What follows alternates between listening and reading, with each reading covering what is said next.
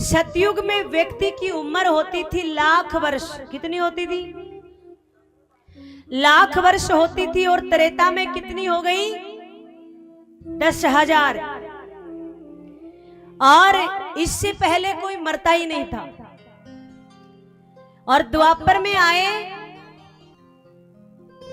अब जो कलिकाल चल रहा है, तो अब व्यक्ति की उम्र कितनी रह गई? एक शून्य और हटा दो, कितनी रह गई?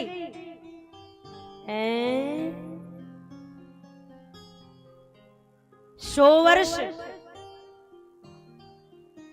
कहा केवल 100 वर्ष रह गई है उम्र हर प्राणी की। और देखिए आजकल तो केवल 3 वर्ष की उम्र में ही चश्मा चढ़ जाता है। क्या हो जाता है?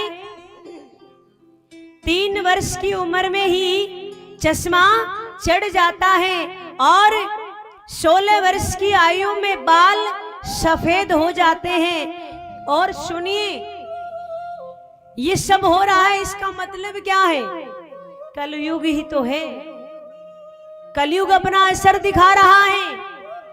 30 वर्ष की उम्र में आदमी मधुमेह का शिकार हो जाता है। और 35 वर्ष की आयु में व्यक्ति हार्ट का पेशेंट बन जाता है। ये कलयुग नहीं है तो और क्या है?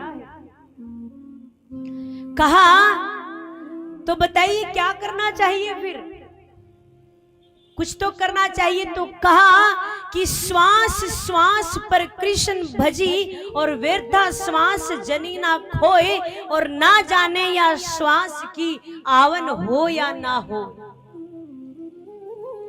जीवन में कोशिश करना कि कोई भी सांस आपकी व्यर्थ नहीं निकले। और अगर कोई श्वास निकल रही है व्यर्थ, तो पश्चाताप किया करो कि मेरी ये व्यर्थ क्यों निकल गई, मैंने भगवान का सुमिरन क्यों नहीं किया। करते हो क्या? झाड़ू लगाते हो तो भगवान जी का नाम मुख से निकलना चाहिए।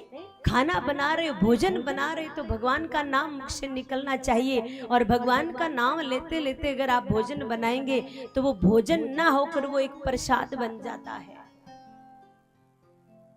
लेकिन महाराज याद ही नहीं रहता है। यहाँ तो ये याद रहता है, वो जेठानी ऐसे बोल रही थी, उसको तो मैं बताती हूँ कल। हाँ, वो शामली पड़ोसन ऐसे बोल रही थी मेरे को, आज सुबह सुबह ही उससे मिलना हो गया और पता नहीं क्या क्या बोल दिया। अब महाराज ये बात आप सोच रहे तो आपका भोजन अब क्या रह गया? वो भोजन नहीं रहा, वो करने योग्य नहीं रहा। उसमें वो सारे अवगुण प्रवेश कर गए। इसलिए हर श्वास में भगवान का सुमिरन किया करो और पश्चाताप किया करो। कोई श्वास आपकी व्यर्थ निकल जाए तो, कि ये श्वास हमारी व्यर्थ क्यों निकल गई। आज के बाद में ये नियम बना लो।